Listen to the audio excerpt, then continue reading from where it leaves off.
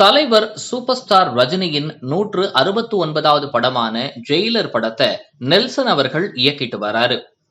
And இந்த படத்துக்கு அனிருத் அவர்கள் இசையமைச்சிட்டு வராரு. இந்த படத்தை பிரம்மாண்ட முறையில தயாரிச்சிட்டு வர சன் பிக்சர்ஸ் நிறுவனம் செப்டம்பர் மாத பண்டிகை நாட்கள்ல கொண்டு வர படக்குழு திட்டமிட்டு இருக்கான். அண்ட் இந்த நிலையில இப்பவே சூப்பர் ஸ்டார் அவர்கள் அடுத்த பட இயக்குனரை தேர்வு செஞ்சு அண்ட் அதற்கான அறிவிப்பும் சில மாதங்களுக்கு முன்னாடி வெளியாச்சு.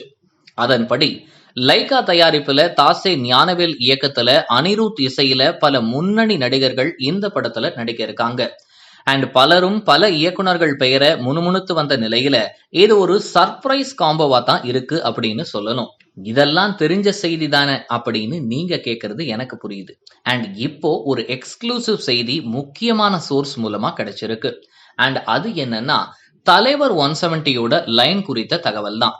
எஸ், இதுவும் சமூக பிரச்சனை பத்தி தான் பேச போகுதான்.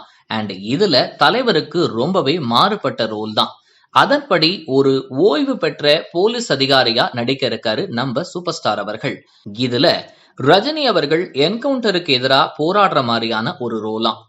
கேட்கவே சுவாரஸ்யமா இருக்கு இல்லையா? எஸ், தலைவர் இதுவரை பண்ணாத ரோல் அண்ட் இதுவரை பேசப்படாத கதைக்களத்தை கொண்டு வர ஞானவேல் அவர்கள் திட்டமிட்டு இருக்கிறதா தகவல் கிடைச்சிருக்கு. ஏற்கனவே தலைவர் 171 படத்தை யாரு தயாரிக்க போறா, யாரு இயக்க போறா அப்படிங்கிற டாக்ஸ் பரவலா போயிட்டு இருக்க நிலையில தலைவர் 170யோட கதை இப்போ கசிஞ்சிருக்கிறது ரொம்ப பரபரப்பா பேசப்பட்டுட்டு வருது. அண்ட் தலைவர் 170 படத்தை பொங்கல் இல்லனா தமிழ் புத்தாண்டுக்கு கொண்டு வர படக்குழு பிளான் பண்ணியிருக்காங்களாம். வெயிட் பண்ணி பார்ப்போம் அடுத்தடுத்து என்ன மாதிரியான அப்டேட்ஸ் வருது அப்படின்னுட்டு.